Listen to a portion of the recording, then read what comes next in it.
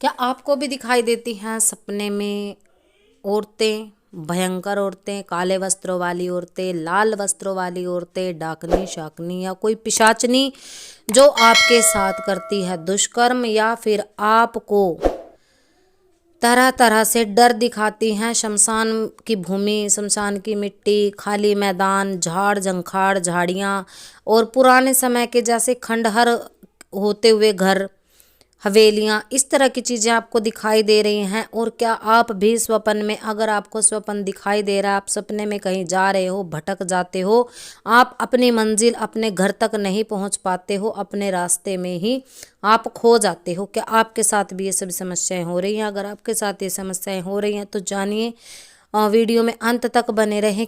किन कारणों से आपके साथ ये समस्याएं होती हैं और कौन होती हैं ये डाकनी शाकनी और पिशाचनियाँ, किस प्रकार से आपके जीवन को बर्बाद कर देती हैं और क्या क्या लक्षण आपके शरीर में दिखाई देते हैं, तो सभी विषयों पर आज चर्चा करने वाले हैं। अगर आपको वीडियो पसंद आता है तो चैनल को लाइक, शेयर और सब्सक्राइब जरूर करें। देखिए, जिन लोगों को औरतें बहुत ज़्यादा सपने में दिखाई देती हैं, स्पेशली ऐसे गलत नीच गलीच कर्मों में दिखाई देती हैं, उनको सबसे पहले ये समझना चाहिए कि ये 90-99% तो हमारे ही घर की शक्तियाँ होती हैं। इनमें कौन हो सकता है? प्रसूति के समय मर गई औरत, जिसको डाकनी और शाकनी के नाम से जाना जाता है। और अगर कंवारेपन में कोई 13-14 साल की या फिर 10-12 साल की या 3 वर्ष से ऊपर की कोई भी अगर आपके घर में लड़की गुजर जाती है तो वो भी उस उम्र उनकी भी बढ़ती है। प्रेतनियाँ होती हैं, ये पिशाचनियाँ होती हैं, तो ये एक विकराल रूप धारण कर लेती हैं। और अगर इन्हें केस आपके परिवार में कोई ऐसा भगत रहा हो जिसने अपने तंत्र से, अपनी शक्ति के माध्यम से इनको भोग दे करके इनसे कार्य ले रखे हो, तो ये आपके घर में एक दुकंता के रूप में चलती है, यानी कि कुल की लाग के रूप में भी चलने लग जाती है। बहुत लोगों को नहीं पता है कि उनके बड़े बुजुर्गों ने, जिनको वो सेवादार के रूप में पूज रहे हैं, या फिर जिनके दादा परदादा का भी भगत या भगताई का काम किया करते थे, उनको नहीं पता है। ऐसी ऐसी शक्तियों को वो जागृत करते रहते थे। कोई अपनी माँ को जागृत कर लेता था, कोई अपनी बहन को जागृत कर लेता था, यानी कि मरने के बाद उनकी आत्माओं को वो लोग जो है काबू कर लिया करते थे और भोग प्रसाद इत्यादि दे करके उनसे कार्य लिए जाते थे। बहुत लोगों के घरों में हमने बहुत सारे लोगों से ऐसी कहानियां सुनी हैं। तो ये चीज, अब कई लोग कहते हैं कि भूत प्रेत होते ही नहीं है पढ़ाई लिखाई के कारण, और कई कहते हैं माता भी नहीं होती हैं, किसी के शरीर में माता नहीं आती। तो ऐसा है कि ये जो नेगेटिव शक्तियाँ होती हैं ना, ये हमारे शरीर पे हाजिरी लेकर के आती हैं, यानी कि शरीर के अंदर प्रवेश नहीं करती पर हमारे शरीर से बाहर रह करके, यानी कि हमारे शरीर में कब्जा कर लेती हैं।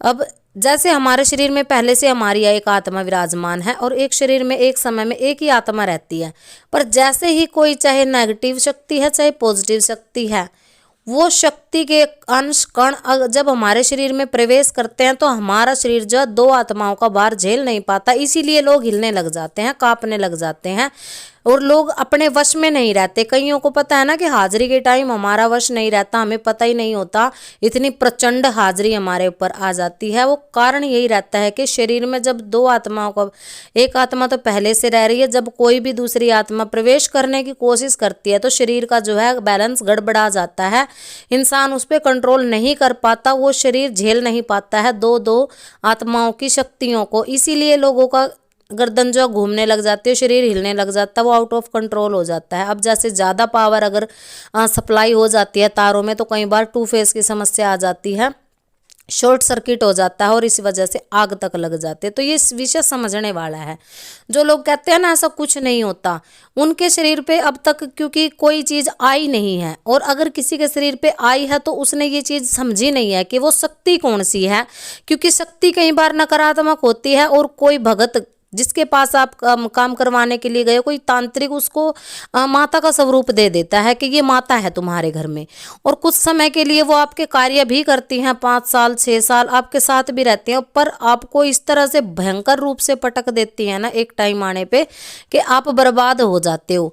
और ऐसे मेरे पास कम से कम 50% केस आ चुके हैं। 50% लोग इस समस्या से ग्रसित हमारे पास बहुत ज़्यादा मैसेज आते हैं कि जी हम बहुत ही तरक्की पे हुआ करते थे, हमारा बिजनेस, हमारा घर बार जो है बहुत ही तरक्की पे हुआ करता था, अच्छा पैसा कमाते थे हम, पर पता नहीं अचानक से किसी ने हमारे ऊपर क्या क्रिया कर दी कि हमारा बिजनेस भी ठप हो गया, हमारा घर परिवार सब कुछ बर्बाद हम हो गए, हमारी ज़मीनें बिक गई, हमारी गाड़ियाँ बिक गई, समाज के अंदर जो हमारा मान सम्मान था वो भी हमारा खत्म हो चुका है। भैया यही कारण रहता है कि हमारी जी गद्दियां चल रही थी, चौकियां चल रही थी, शक्ति चौकी पे अच्छे काम करती थी, पर अब हमारी चौकी बंद गई है, अब हमारी शक्ति बंद गई है।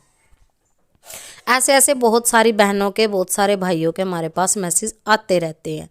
तो यही कारण होता है बेटा कि आपको जो शक्ति आपके ऊपर आ रही थी वो चीज़ क्लियरिटी से नहीं बताई गई और उसको किसी और शक्ति का नाम दे करके आपके जो है गद्दी पे विराजमान कर दिया गया। एक आपको चौराहे का भोग उन्होंने बताया कि, और एक भोग बताया आपको शमशानों में देने का। अब उन्होंने ये नहीं बताया, ये कह के दिलवाया गया कि चौराहे वाली माता को और शमशानों वाली माता का आपको ये भोग देना है, जबकि आप भोग उस शक्ति के नाम का दे रहे थे जो आपके शीश पे आ रही थी, जिसको रूप परिवर्तन जिसका कर दिया गया अपनी शक्ति के माध्यम से। और अगर आपके पास पॉजिटिव शक्ति की कृपा थी, आपकी कुल देवी की कृपा थी, तो वो आपके पास हमेशा ही रहेगी, वो शक्ति आपको छोड़ करके कहीं नहीं जाती है अगर आप सही नियमों से चलते हो। तो ये जो औरतें दिखाई देती हैं, डाकनी शाकनी दिखाई देती हैं, इनके विषय में हम चर्चा कर रहे थे। ये शक्तियाँ आपके शरीर में व्याधियाँ उत्पन्न कर देती हैं, आपके पेट में दर्द होंगे, आपके कलेजे में दर्द होगा, बहुत सारे लोगों को भोजन नहीं पचेगा, आपके शरीर में एक गैस, एक अफारा टाइप की जो प्रॉब्लम हमेशा ही बनी रहेगी। आप खाया पिया कुछ भी आप खा लो पी लो, शरीर में नहीं लगता। और कई लोगों को तो हद से ज़्यादा एक तो नॉर्मल मोटापा होता है, हद से ज़्यादा फुला देता है। कई लोगों को तो सूखना ही पड़ जाता है, कई लोग तो बिल्कुल उनको खाया पिया लगता ही नहीं है। शरीर में खून बढ़ना बंद हो जाता है, और अगर खून बढ़ता है तो खून में बीमारियां, खून की आपको बीमारियां होंगी, जैसे आपके दांत वगैरह खराब हो जाते हैं, आपके नाखूनों में दिक्कत आने लग जाती है, नाखून जो उनके बहुत जल्दी गलने शुरू हो जाते हैं, खराब होने लग जाते हैं, आपके स्किन जो है त्वचा वो फटने लग जाती है। कई लोगों को एलर्जिक समस्या इतनी भयंकर होती है, फोड़े फुंसियाँ आपके शरीर में निकलने लग जाते हैं।